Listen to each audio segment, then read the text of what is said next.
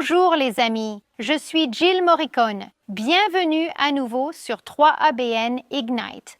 On est au cœur d'une mini-série de 5 parties sur la foi inébranlable. Que faire quand la foi nous manque, faiblit, vacille ou quand Dieu semble absent? Comment agir en traversant une vallée sombre? Comment s'accrocher par la foi à Jésus et sa parole? Comment ouvrir la Bible et y découvrir la vérité? Et comment développer une foi inébranlable? Si vous nous rejoignez, on a déjà fait 3 parties. Ce soir, c'est la 4e partie. Allez sur YouTube pour voir les 3 premières et vous mettre à jour. On a commencé par la foi personnelle. En qui ou quoi placer notre foi? C'est en Jésus-Christ. La 2e émission portait sur la foi reposante. Quel est le fondement de notre foi? Et nous avons découvert que c'est la parole de Dieu. On peut faire confiance à Dieu plus qu'à nos émotions. Passons au dernier programme. C'est le programme 3 sur la croissance de la foi. Que signifie développer notre foi? Comment développons-nous la foi en tant que chrétiens? Le programme 4 porte sur la foi stagnante. Vous vous demandez peut-être ce que c'est? Nous allons le découvrir. Que faire quand notre foi devient routinière? Le dernier, le 5, parle de la foi victorieuse. C'est la foi contre toute attente. Chaque soir, on commence par une question pour YouTube. On diffuse d'abord en direct sur YouTube. Si vous regardez, participez au chat pour répondre. Nos modérateurs 3ABN sont prêts à faciliter cela aussi. Si vous regardez plus tard sur YouTube, commentez pour répondre à la question. Si vous regardez à la télé, envoyez-nous un email à 3ABN. Vous êtes de la famille 3ABN et on veut échanger avec vous. Voici notre question pour ce soir. Si vous êtes sur le direct YouTube, participez maintenant. Quand la foi devient routinière, quel domaine de votre vie stagne?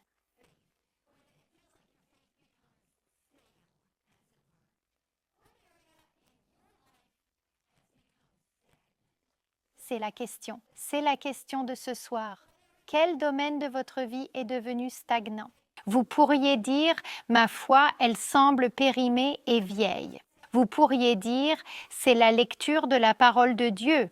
La Bible ne m'enthousiasme plus comme avant. Avant, je lisais et buvais ce que Dieu me montrait dans sa parole.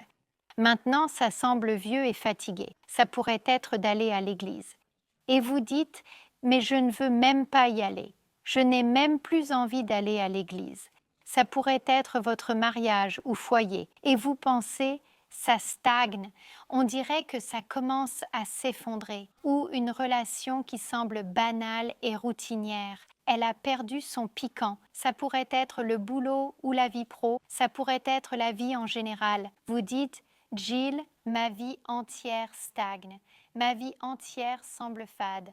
On va en parler aujourd'hui. D'abord, notre verset d'ouverture. Nous sommes dans le livre de Sophonie, un des petits prophètes, parfois dur à trouver. Sophonie, chapitre 1, verset 12. C'est un verset assez difficile. Il arrivera que je fouillerai Jérusalem avec des lampes, comme si Dieu sondait son peuple, car à cette époque, Juda et Jérusalem étaient le peuple de Dieu. Je les fouillerai à la lampe et punirai les hommes installés dans leur complaisance. On pourrait dire qu'ils stagnent spirituellement, pensant que Dieu ne fera ni bien ni mal.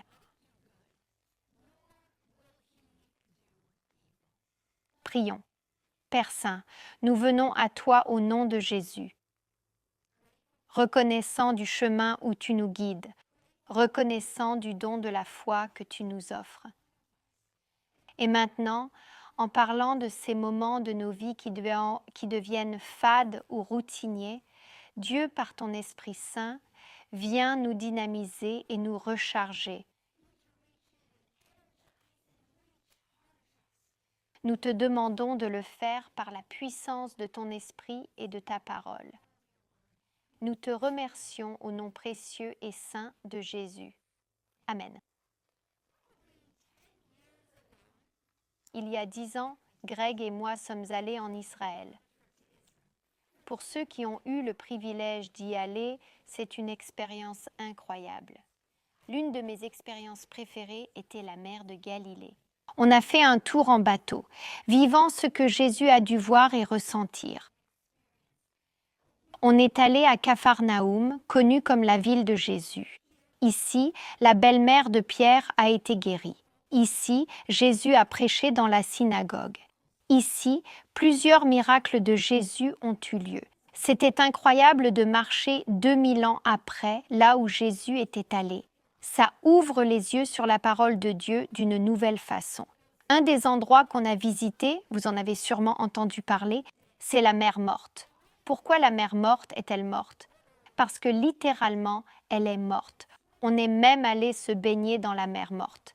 Il y a plein de règles à suivre si vous voulez nager dans la mer morte.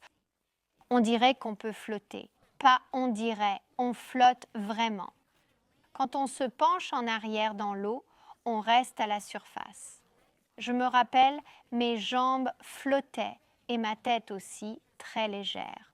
On se repose comme si on était posé sur l'eau. La mer morte reçoit de l'eau douce.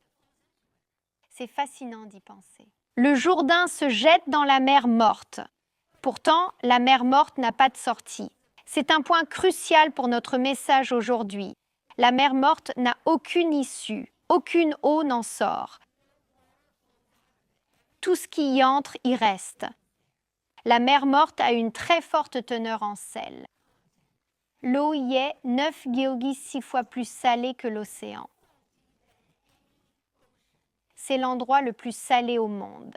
Le niveau baisse d'1 mètre par an, la rendant encore plus salée. Il y a beaucoup d'évaporation là-bas.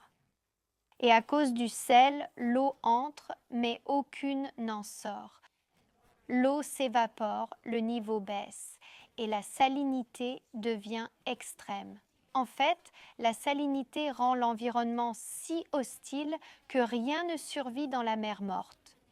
Vous savez, dans l'océan, on nage avec des poissons et toutes sortes de créatures, mais ce n'est pas le cas dans la mer morte. Quelques bactéries et algues survivent, donc il y a des micro-organismes, mais en gros, elle est vraiment morte. Et il y a des avertissements. Quand on va s'y baigner, il y a de grands panneaux rouges en descendant vers la mer. Ils disent que mettre la tête sous l'eau est très dangereux. Ne buvez pas l'eau. Quelques gorgées peuvent causer des dégâts irréversibles, voire mortels. Évitez l'eau dans les yeux, ça brûle bien plus que l'eau de mer. Ne restez pas dans l'eau plus de 10 à 15 minutes. Rincez-vous à l'eau douce en sortant de la mer morte. La mer morte a des propriétés curatives, mais avec modération. N'y plongez pas la tête. Quand je pense à la foi stagnante, quel rapport avec la mer morte? Et Jill, c'est quoi vraiment la foi stagnante? Stagnant signifie qui ne coule pas comme l'eau ou l'air. Donc, de l'air vicié, de l'eau croupie. L'eau stagnante devient nauséabonde, un nid à moustiques, non? C'est ce qui arrive dans la vie d'un chrétien. D'abord, on a généralement quelques clés, et on en a. Voici 2 raisons pour lesquelles notre foi devient stagnante ou routinière. Ensuite, voici 2 clés sur comment Dieu, par son Esprit Saint, ravive notre foi. On commence par 2 raisons de stagnation, puis 2 façons de raviver notre foi. Commençons par comprendre pourquoi cela arrive. La première raison est simple, c'est le manque d'exercice. Que se passe-t-il sans exercice physique? On devient physiquement faible. C'est pareil spirituellement.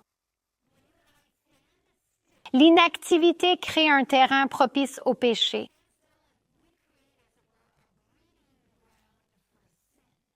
Comme l'eau stagnante qui attire les moustiques. Notre cœur inactif devient un nid à péché. Ne pas grandir en foi est dangereux. Quand on cesse de partager Jésus, c'est là qu'on se met en danger. Attention, ce n'est pas pareil que d'attendre Dieu patiemment. Nous sommes appelés à l'attendre, c'est vrai. 2 Chroniques 20 dit « Restez et voyez le salut de l'Éternel ». Ce n'est pas de cette immobilité dont on parle, celle de la prière, ni de l'attente que Dieu ouvre une porte ou agisse dans votre vie. Ce n'est pas de cela qu'il s'agit.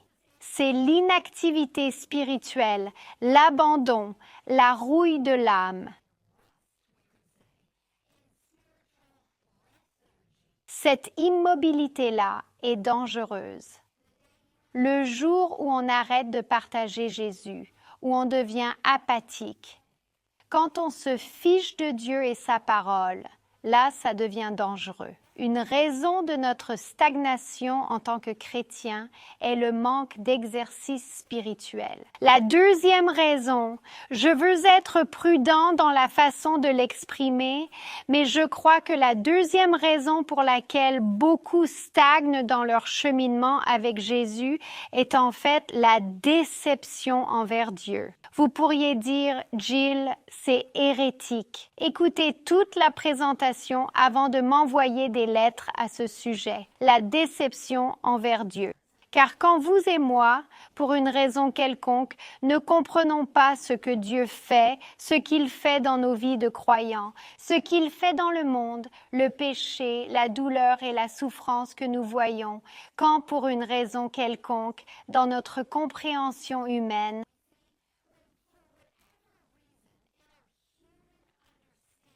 on finit par être déçu par Dieu.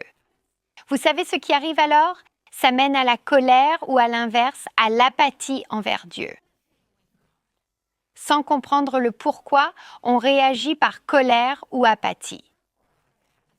Et que disons-nous? Dieu, pourquoi ne te lèves-tu pas? Pourquoi ne défends-tu pas ton nom? Pourquoi ne plaides-tu pas ma cause? Pourquoi ne guéris-tu pas ma mère malade? Pourquoi ne sauves-tu pas mon mariage qui s'effondre? Pourquoi ne guéris-tu pas mon âme en souffrance? Quand on ne comprend pas Dieu, on s'éloigne et devient spirituellement apathique.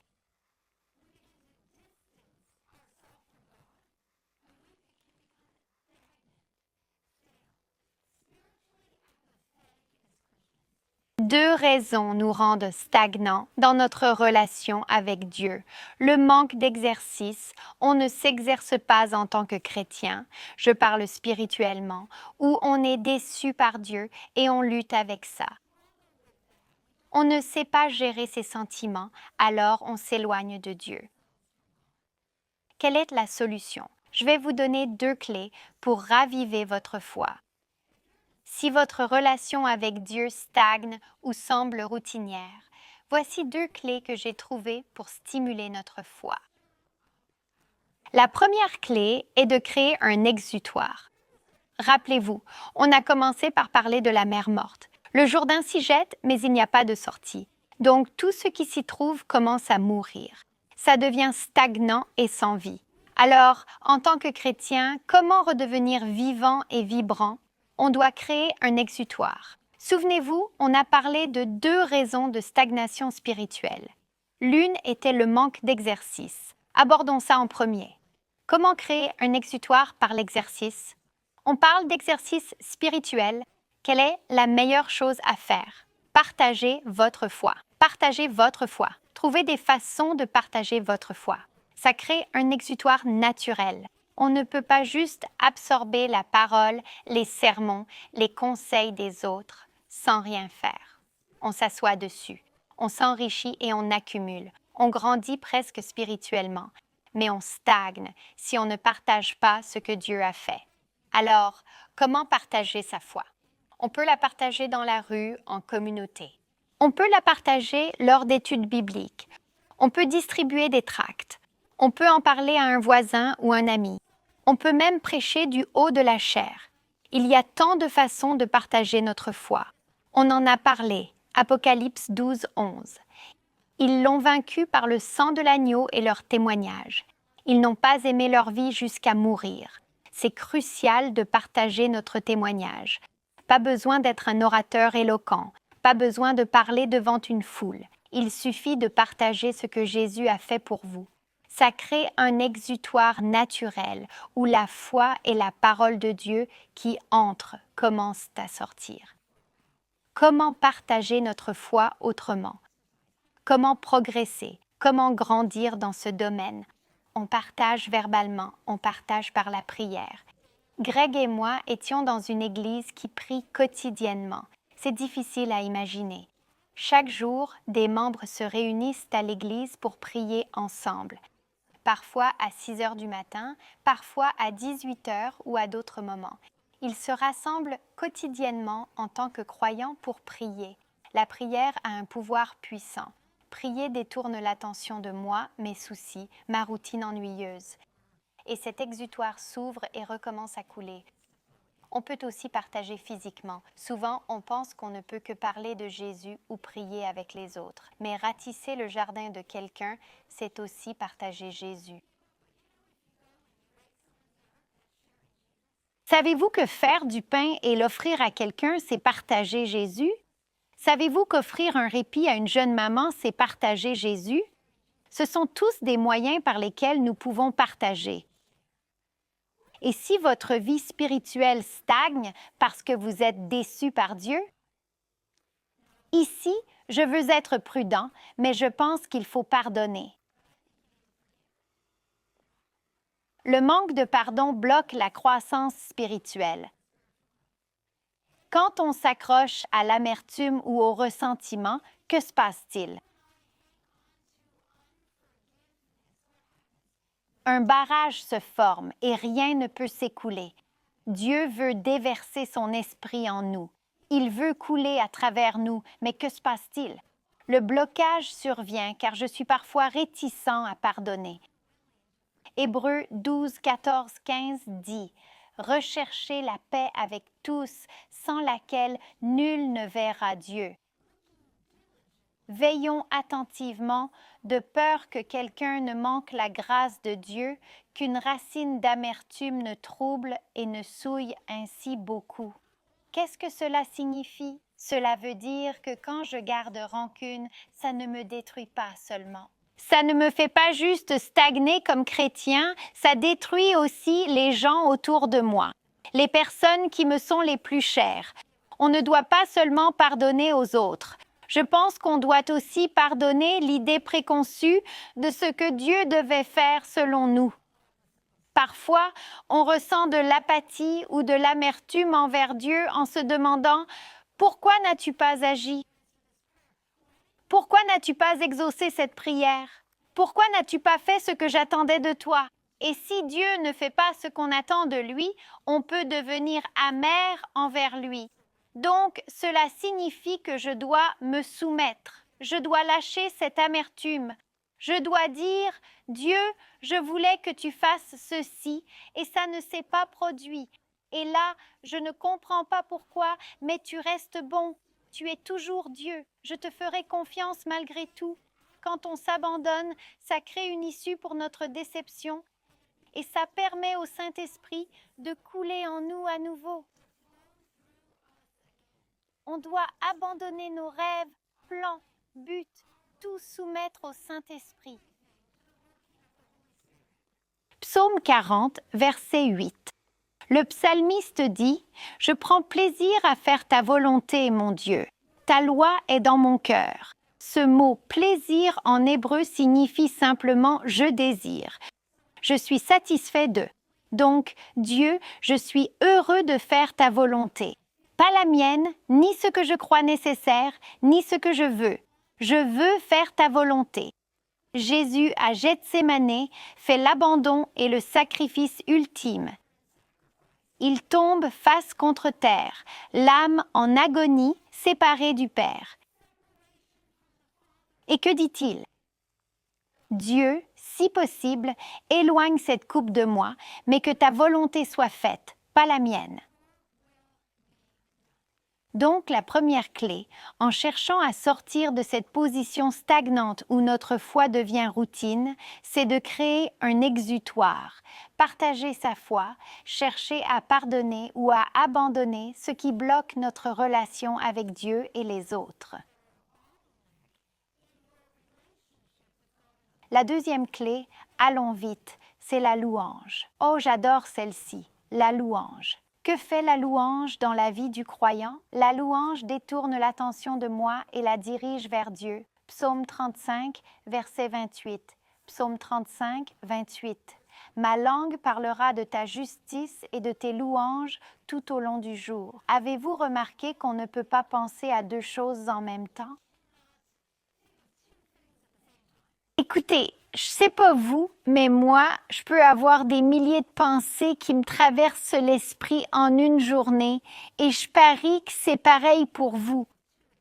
On peut avoir plein d'idées, mais on peut pas vraiment en penser deux en même temps. On pense à un truc, hop, l'esprit saute à un autre, puis revient au premier et paf, un troisième. On peut revenir à la première, mais c'est galère d'avoir deux pensées en même temps.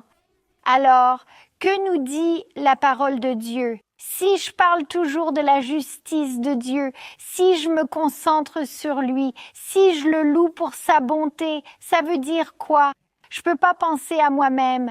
Je peux pas être centré sur moi. Vous voyez, s'apitoyer sur soi nous replie sur nous-mêmes. Mes soucis, comment on me voit, ma santé, ma famille, mes relations, mon boulot, mes finances. Vous vous êtes déjà retrouvé coincé là-dedans? Un tourbillon de moi, tout centré sur soi? Quand on est spirituellement stagnant, choisir la louange détourne l'attention de soi vers le Seigneur Jésus. Se concentrer sur Dieu détourne l'attention de nous-mêmes. La louange est puissante pour un croyant. La louange fait aussi fuir l'ennemi.